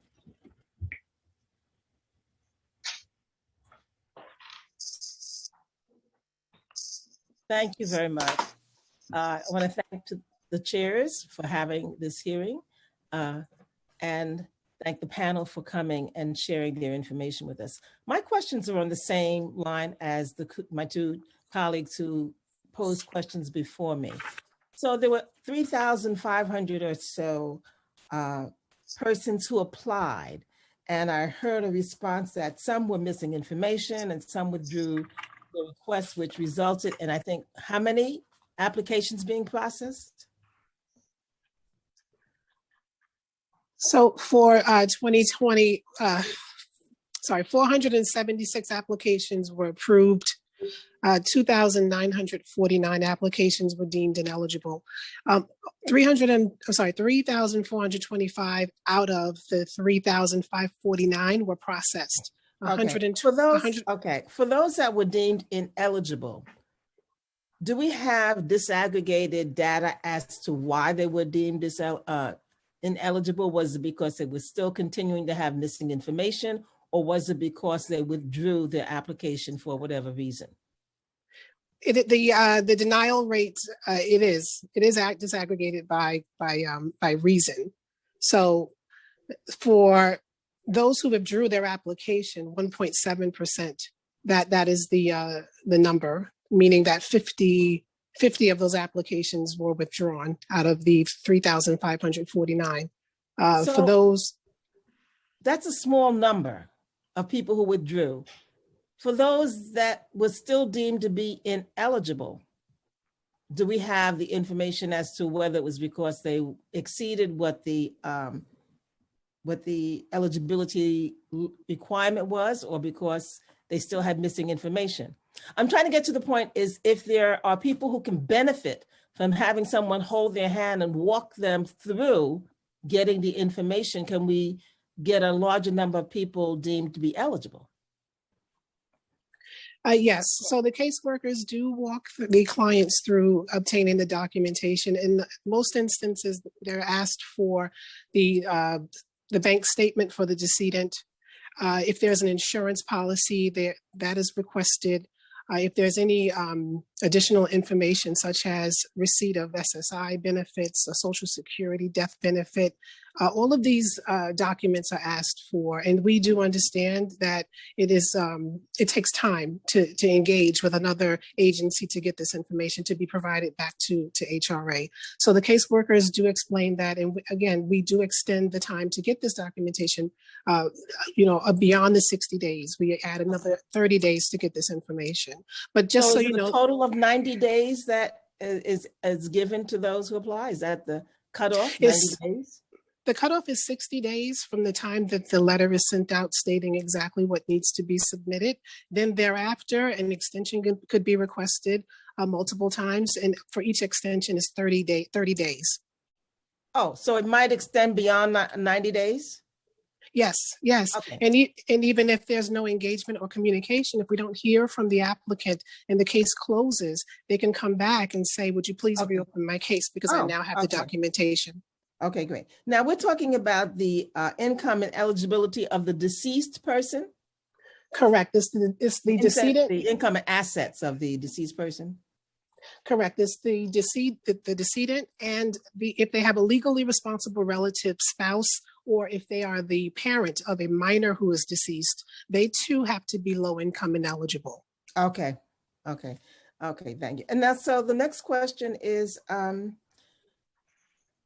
how long do you maintain custody of the decedents until a final determination is made? Just to clarify, do you mean before they would go to Hart Island, or? Yes. Yes. Dina, would you like to walk through that process? Yes. So if the family has not yet made a decision, the decedent will remain with the OCD while we work with the families to make that decision whether they would like the loved one to be buried at Hart Island or under final. I asked that question because there was a constituent that we were told received information that she had to hurry up and make her decision, because if she didn't make her decision within X number of days, the remains would be transported to Hart Island. And she was trying to get funds together and get the resources to be able to have a private burial. Time expired. Mr. Chair, if I could have a few more minutes, another minute.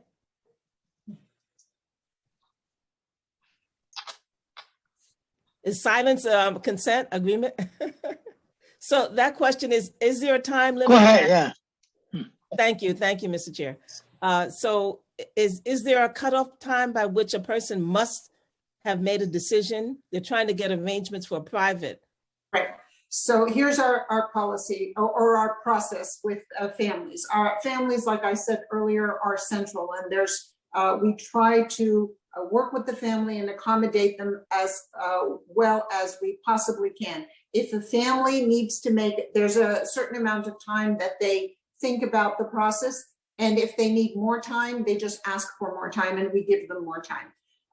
We certainly are not going to send anyone to Hart Island, loved one, if the family is saying, please hold because I need to make arrangements. We will just hold. Thank you. And one last question, if I may, Mr. Chair. What is the process for a family that wants to have the remains disinterred and interred someplace else? There is no cost for the disinterment to occur at Hart Island. So the family would go to a funeral director, say to the funeral director, I'd like to have my loved one's remains disinterred. I believe DOC gets that request from the funeral director. The city does not charge anything for the disinterment. The funeral director then takes the remains, conducts the whatever it is. Okay. Thank you very much. And thank you, Mr. Chairs, for indulging me the little extra time. Thank you. Thank you. Thank you. Thank you, council members. Thank you, Councilmember Barron. Just as a final reminder, if there are any council members who are on who have any questions and have not yet used the Zoom raise hand function, please do so now.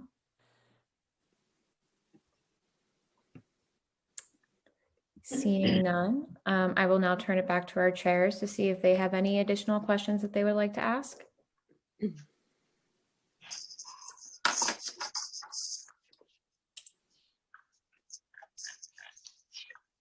Chair Levine?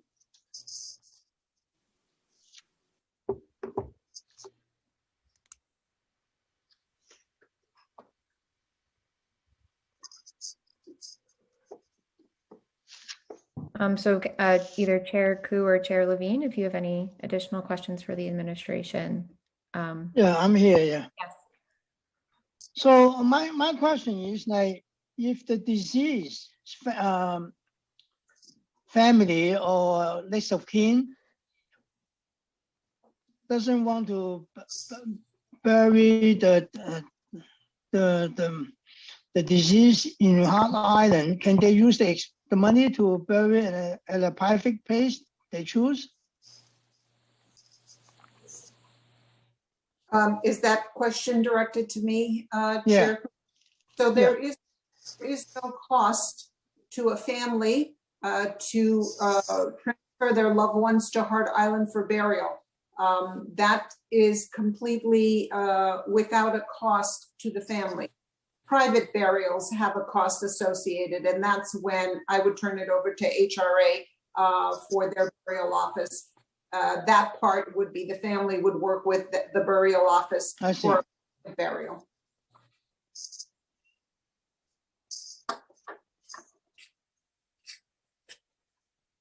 Yes, that is correct. So what happens if the disease is undocumented?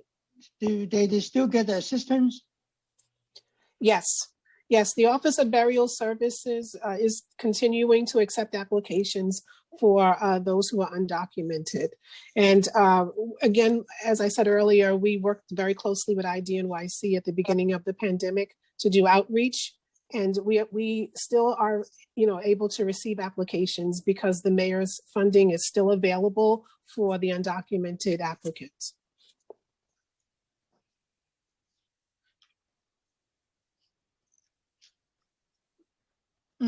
Okay.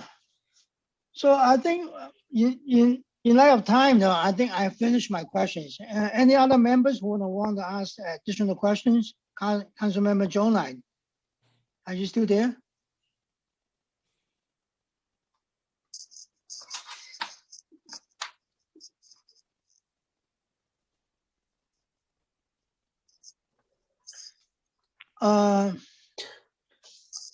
Committee Council, I'm done with my questions. Is Councilmember Levine there? Thanks, Chair Koo. If you are finished with your questions, it seems like we have wrapped up questions for the administration. I'll just do one last call for, I see. I was just going to do a last call for hands for other council members to raise their hands, since Councilmember Koo has asked for a second round. It seems as if Councilmember Jonai, if you have additional questions, you can proceed. Time starts. Thank you. Just really quickly, thank you, Chairman Koo, for allowing me to go for a second round. I'm still just disturbed by the number of denials, the 3,000 that were denied based on documentation to be able to fill out an application. Councilmember Moya brought up a great point. It seems like the agencies that are involved in approving or disapproving these applications are first taking a position of denial. And if we have capacity, and no one in their right mind, I would imagine, that has the wherewithal, the financial resources to bury a loved one in a private cemetery would opt not to. Those 3,000 requests, I would imagine, did so because of financial hardship. They couldn't afford a private burial. And it's disturbing and heartbreaking to me to find that they were denied, which I would imagine through no fault of their own, were not able to get the documents that are needed. If you're asking for financial information as a family member, I'm not privy to that. The only people that can provide that is the IRS. IRS was shut down. They were not responding to requests for information, nor would they be willing to give that information so readily to anyone without due diligence. So it sounds like this was more of a let's figure out how to deny the request than actually approve their requests on something so sensitive. And I'm hoping you can answer me, Ms. Godby. And I know the listeners and those that are on this hearing are shaking their heads right now saying, this is unimaginable. So just to clarify, so of the 2,949 applications that were ineligible, not in every case has it been that the the burial has not taken place. In a lot of these situations, these are reimbursement requests, meaning that the burial has taken place and at a private cemetery. So they're asking to be reimbursed for the funding that was spent. Nonetheless, the reason for the ineligibility is because the program is geared towards indigent decedents, indigent legally responsible relatives. So the bar for the program, is quite high only because of the state's guidelines that it's a public assistance program. Additionally, now with the FEMA benefit, that expands the amount of reimbursement, because that cost is, the reimbursement there is like $9,000. And once again, we are reaching out to all of the applicants, even those who were approved by HRA to receive a benefit, to also receive a letter from us encouraging them to also go and seek the FEMA benefits so that they can also to get reimbursement. And my last question is, has the website been updated? Providing information that beginning May, visitation will begin again. Please make requests. Has that been updated as of today? Yes, our website has been updated. Great. So anyone can make a request for visitation, and then it's first come, first serve. That's correct. Thank you so much. Thank you, chairs, for those additional questions. Thank you, Councilmember Jonai. So seeing no other hands raised, we will now conclude the administration testimony. So thanks again to all members of the administration. We're now going to turn to the public testimony. I'd like to remind everyone that we will be calling on individuals one by one to testify. Each panelist will be given 3 minutes to speak. For panelists, after I call your name, a member of our staff will unmute you. There may be a few seconds of delay before you are unmuted, and so we thank you in advance for your patience. Please wait a brief moment for the Sergeant at Arms to announce that you may begin before starting your testimony. Council members who have questions for a particular panelist should use the Zoom raise hand function, and I will call on you after the entire panel has completed their testimony in the order in which you raise your hand. So now I'm going to invite the first public panel to testify. We will start with Commissioner Edwina Francis Martin, followed by Amy Kaplow, followed by James D'Onofrio. So Commissioner Martin, you may begin once the sergeant cues you. Time starts now. Thank you and good afternoon. My name is Edwina Francis Martin, and I am the Commissioner and Public Administrator of Richmond County. I wish to thank Chairs Levine and Koo for holding the hearing today, and thank you for inviting me to testify regarding the future of Hart Island and New York City's public burial process and burial assistance program. The Office of the Richmond County Public Administrator is responsible for the administration of the estates of persons that have left no will and where there are no qualified persons to administer the decedent's estate. We are a first responder city agency that serves essential public functions. Last year, we were on the front lines in helping New York City respond to the COVID-19 coronavirus pandemic. We work closely with the Office of the New York City Medical Examiner to research unclaimed decedents, to help locate family members, or arrange for burial on Staten Island where that was not possible. We assisted property owners in gaining access to domiciles that were sealed due to a death occurring in the home, enabling them to retrieve items for burial, wills and other essential documents, and to secure the property. We work closely with nursing homes and long-term care facilities to arrange the burials of unclaimed decedents. And as always, we protected decedents' property from waste, loss, or theft, and located persons entitled to inherit from estates. We're also a revenue generating agency for the city, generating approximately $1.4 million for the city from fees since 2014. In 2020, thanks in large part to member item funding from Councilwoman Debbie Rose, as well as donated services from Staten Island Funeral Homes, we arranged for the dignified burials of 64 Staten Island residents, as well as 9 stillborn infants, thus preventing the fate of their being buried on Hart Island. We work closely with funeral directors, area hospitals, the medical examiner, as well as organizations and cemeteries that do not charge for plots, for the burial of indigent persons and stillborn infants on non-titled land. And for veteran decedents, we work with the Mayor's Office of Veteran Services to provide low or no cost burials. While caskets and some services are donated, there are many costs incurred for our burial program. We are not able to use our city budget funds for burials other than the member item, and we're not reimbursed for costs by the Human Resources Administration. We have a designated Friends of organization, the Foundation for Dignity, that has not been able to access burial expense fundings for our burials in Staten Island. I truly appreciate the many changes being made, and I'm almost done. I see my time is almost up. The many changes that have been made through the recent legislation to the program. But as we heard from questions today, the fact that there's still a 13% approval rate for applications, and there's still a somewhat, I think, problematic travel process for getting to Hart Island. I think that we can all agree that burial in a home borough by cemetery professionals in a cemetery that is easily accessible is still preferable to burial on Hart Island.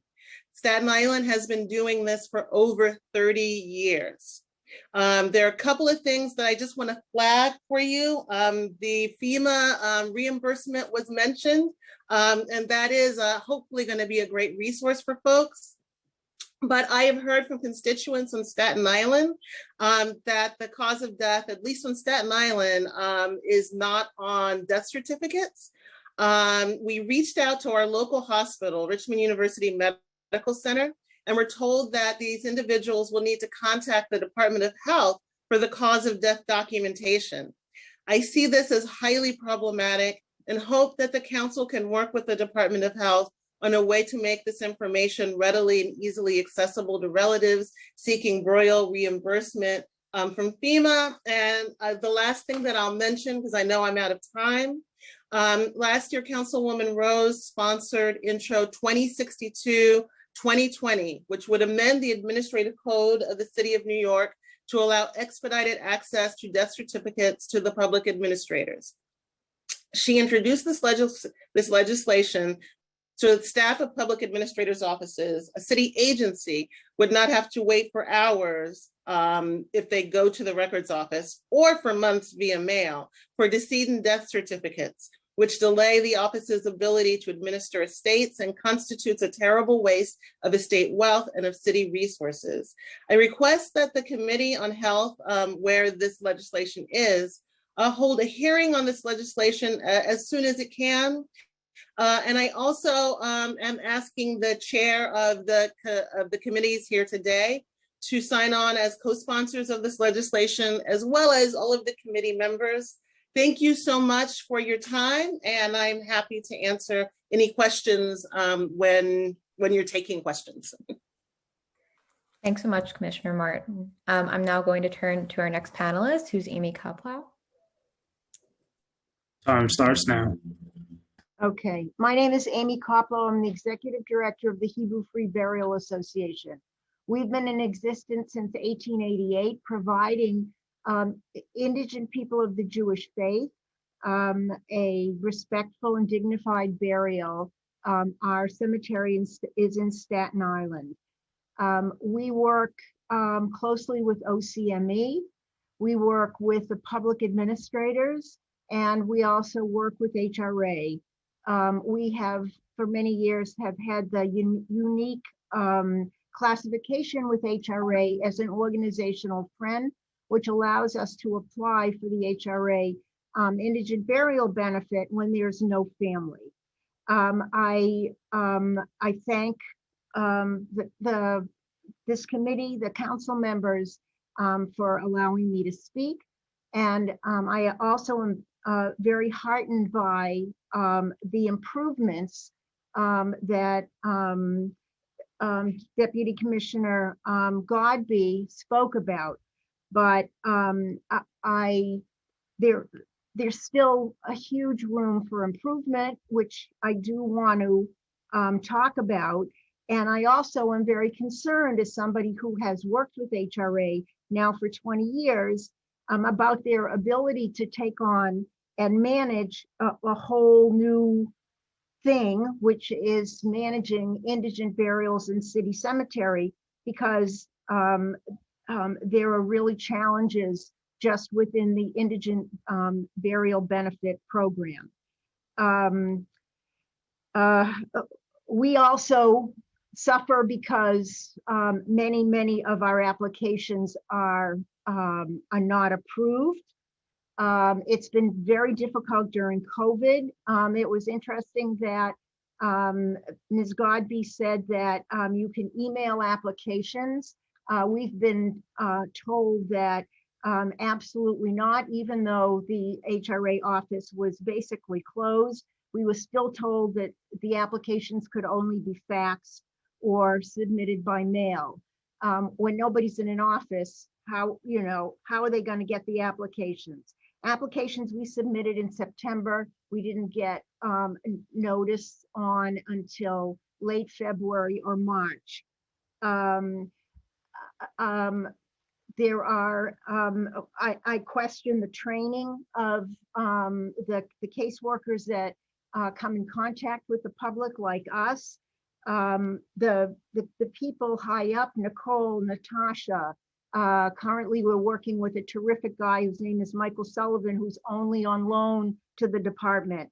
They're good, they listen, they take what you say, but they're not the, can I just finish? They're not the people you deal with on a daily basis, who in many cases don't really seem to know what's going on, especially when you're asked as documentation to submit for a household composition for somebody who died in a nursing home, and you end up getting your application denied because that documentation doesn't exist. So if my time is up, my time is up.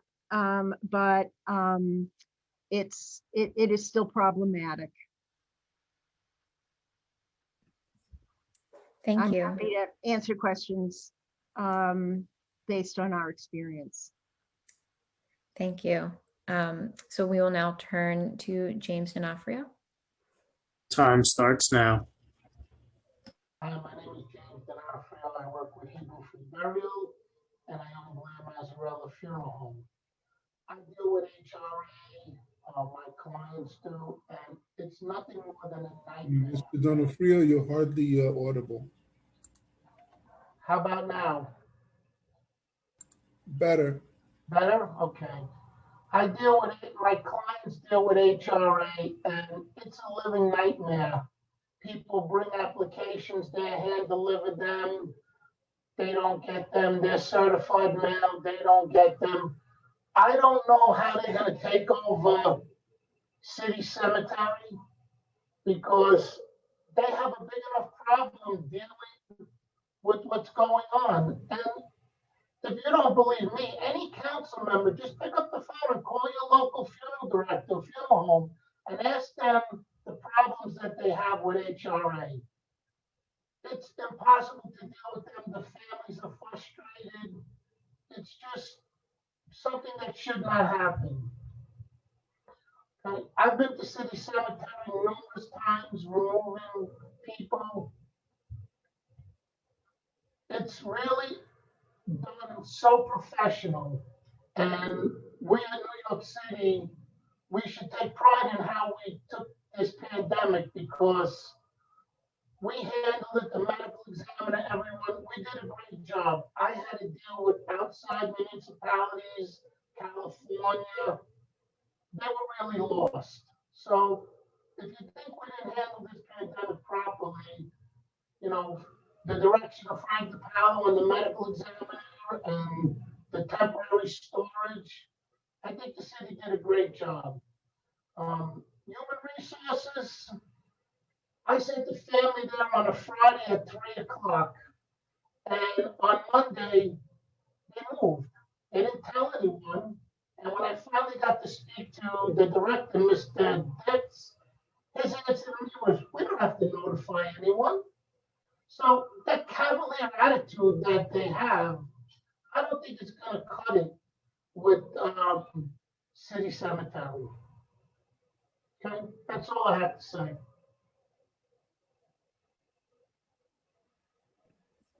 Thank you very much for your testimony. I will now turn to the chairs to see if they have any questions for our first panel.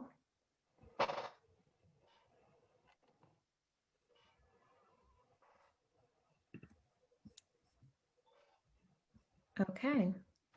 So thanks again for your testimony. Seeing no questions and no hands raised from other council members, we will now turn to our second and final public panel for this hearing. So the final panel will be Melinda Hunt, Kathy Chebec, Barbara Byrne-Dolensik, Teresa Kurtz, and Stuart Sorrell. So we will now turn to. If you don't mind, Em, just a very brief comment on that very impactful panel before we'll give a moment for our next panel to queue up. But I want to thank everyone who just testified for pointing out very clear discrepancies between what should be the bureaucratic procedures and what real New Yorkers are experiencing. And we're gonna demand clarification on this, on the administration. I understand our format doesn't allow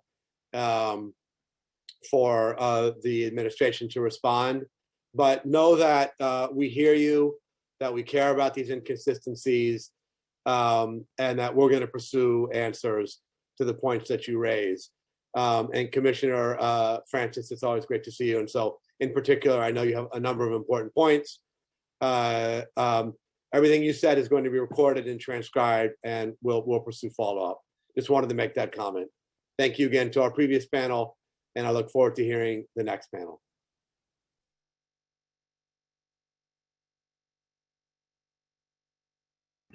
Thank you, Chair. So we will now turn to the next public panel. So again, we will be starting with Melinda Hunt. So Melinda Hunt, you may begin once the sergeant cues you. Time starts now.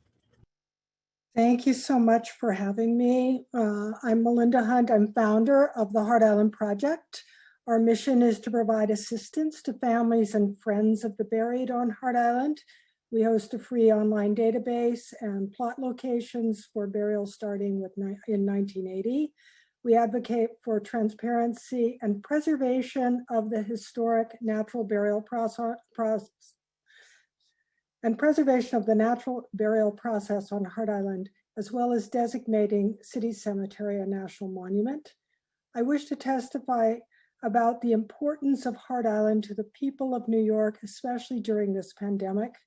This burial process has served New York City for many epidemics, providing a safe and comforting experience to low-income people of color who are disproportionately buried on Hart Island should be a priority. And I created just a list of things that I think would be positive steps forward. I'm delighted to hear that the mayor has appropriated funding to remove the buildings. I recommend that they be removed quickly. The buildings are scary to people who visit. They're a reminder of Hart Island being managed by the penal system for a very long time. I think the city should develop a master plan for restoring the landscape with native plants and engage the public in learning how natural burials support the ecosystem. I disagree with what many members of the City Council have said about disparaging the burials on Hart Island. I haven't heard any complaints about how the medical examiner has worked with families. They've given families a lot of time and support. And I don't think members of the City Council should be shaming people who have agreed to a city burial. I really think that's wrong. I think that the city should develop a public relations strategy for encouraging people to choose natural burials as a way to preserve green space in New York City and beyond. Hart Island should be included as part of planning for climate change. And I think members of the City Council, you should show that you care about low-income New Yorkers by visiting the graves of their friends and family and inviting them to be part of turning Hart Island into a national park that honors their contributions to building our city and our country. Mother's Day is this Sunday. Hart Island is a beautiful and sacred place that should be open on Mother's Day every year. Let's celebrate the end of this pandemic by planting a landscape of tomorrow to honor the lives lost to COVID. Thank you for permitting me to speak today. Thank you for your testimony. We will now turn to Kathy Chebec for their testimony. Time starts now. Hi, good afternoon. Thank you for having me. I came to this hearing to speak about the future of Hart Island. I'm a resident of City Island, a member of our local civic association.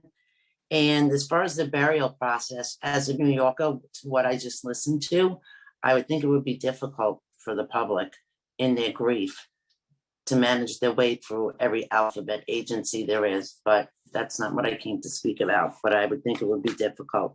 I wanted to refer to the capital money to clean up the island, demolish the buildings. I'm not sure if you're aware, I submitted last time a from New York Sanitation report of an inspection back in the 80s that there were gallons of lead paint, there were drums containing PCBs, asbestos scattered throughout the building, large asbestos covered pipes running above the ground on the east end of the island. And there's a report from that, and it should be, I'll mail a copy to M. Balkin, who was very nice and helped out.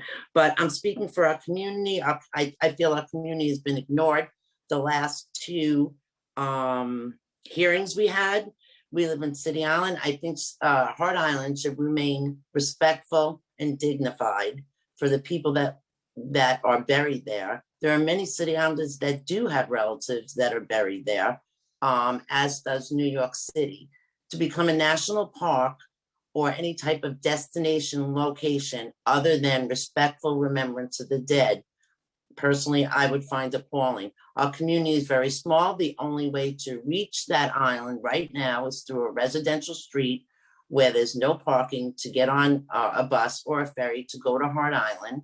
The ACLU, even in their statement and testimony, stated that that area is not conducive to major travel. We live on an island, one way on, one way off.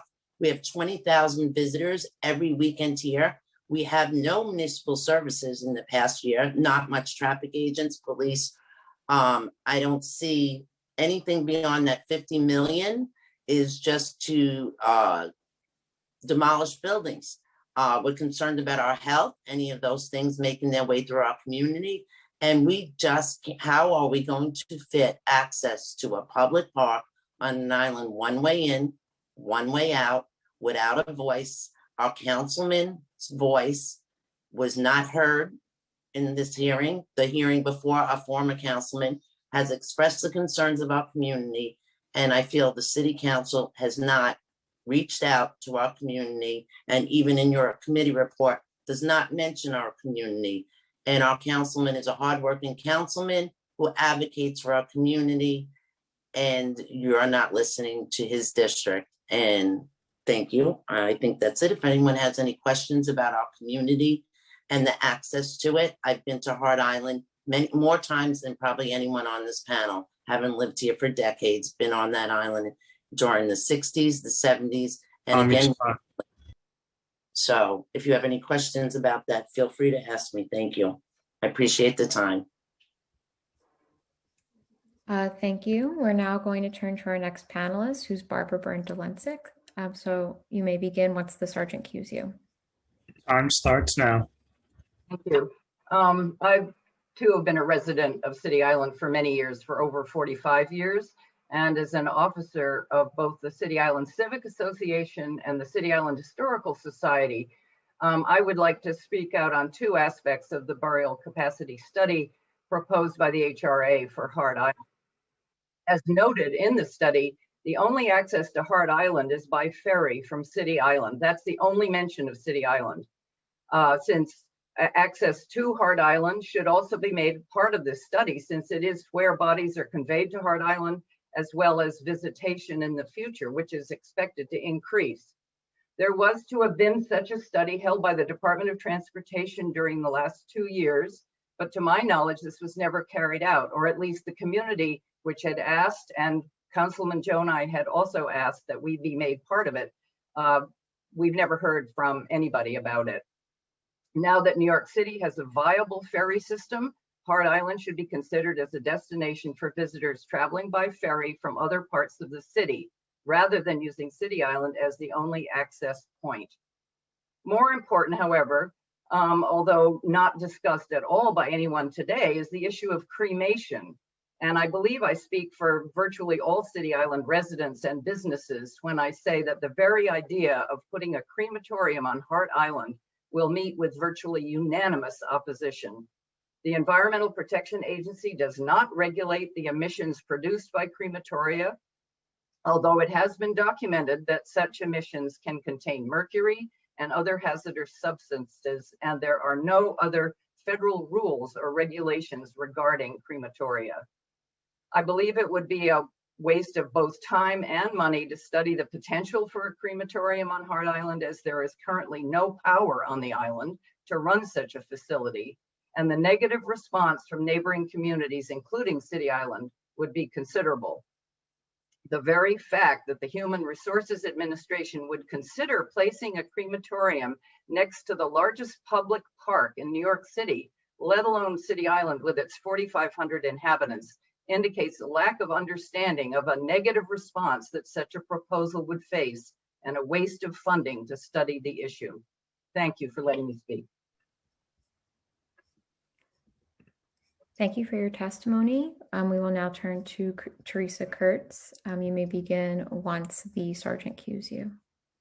Time starts now.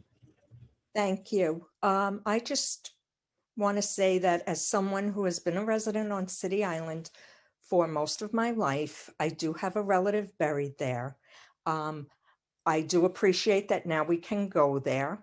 However, I really am concerned that making it a national park or a public park will affect the dignity and respect that the people buried there deserve.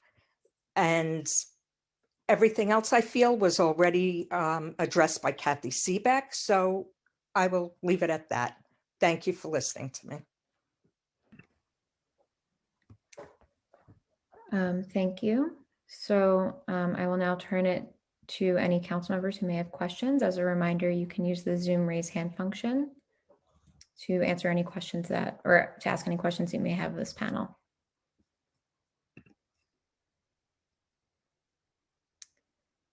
All right, so seeing none. If I may, very briefly, Go ahead. I want to thank this panel. First, just a word about Melinda Hunt, who has done so much over the years to bring openness and transparency and access and dignity to Hart Island, and really grateful for your leadership on this issue. You have done so much to bring this to the public's attention, and that's just so important. And to our friends at City Island, I do want to allay some of the concerns. I know of no serious plan to do cremation on the island.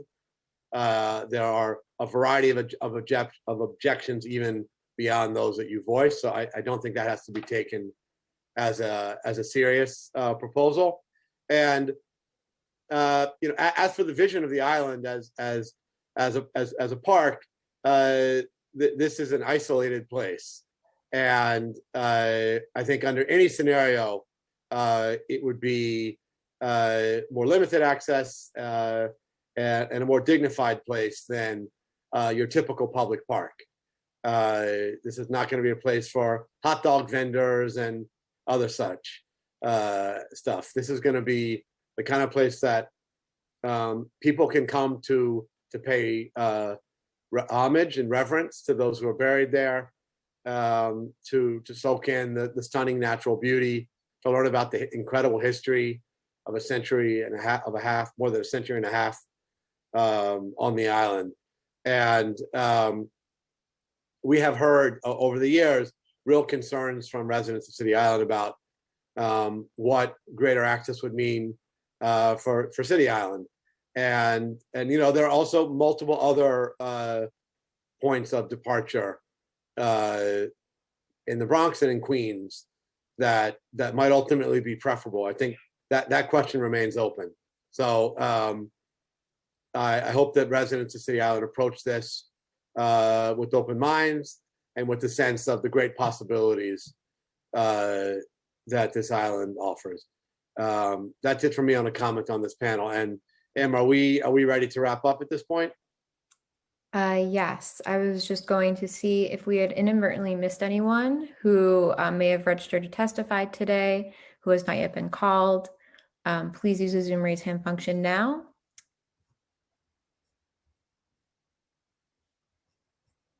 All right, so now we are officially ready to wrap up, Chair Levine. Well, I think maybe I'll cue Chair Koo. Chair Koo, would you like to make any final remarks? Yes, thank you, Chair Levine. I want to thank all the panelists who come to testify. And I heard all your suggestions.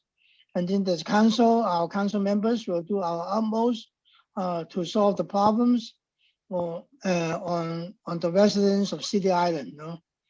And death is a very touchy subject. Nobody want to talk about death. We all welcome birth. So, but we all have to pass. So I think we have to give these people a dignified, respectable way of burial, and let their families have accessible and a way to visit their disease. This is the minimum we can do. So I respect all your comments and suggestions, and our council members and our speaker will try to do the utmost to help all of you. Thank you. And I'll just add, first off, Chair Koo, gratitude for your leadership on parks in general. And on this topic today, we're really lucky to have you chairing the Parks Committee. So thank you for your leadership, Chair Koo. Thank you. And I want to thank everyone who spoke today from the public. And I just want to reiterate my belief that we have an opportunity now to do something incredibly meaningful for Hart Island, so that it really is a place that offers a dignified final resting place for our loved ones who have been buried there and who continue to be buried there. Victims of infectious disease, victims of neglect, people who have been isolated and impoverished in life. And we do want to be able to uplift them in their final resting place. So thank you all so much. That's it from me. And unless there's any other business, Sam, this will conclude our hearing. I also want to thank the committee staff, for doing a wonderful job and putting everything together. And also I want to thank everyone taking the time to testify today. The pandemic has understandable highlighted many of the existing issues and concerns regarding Hart Island, especially in terms of access to the island to visit the loved ones. We have just under 2 months before the island is formally transferred to Parks Department. And we hope that the agencies who testify today take what we have heard from our panels into consideration and work to find the best way to serve New Yorkers. So thank you, everyone. Thank you, Chair Koo, and this will conclude our hearing. Thank you so much, everybody.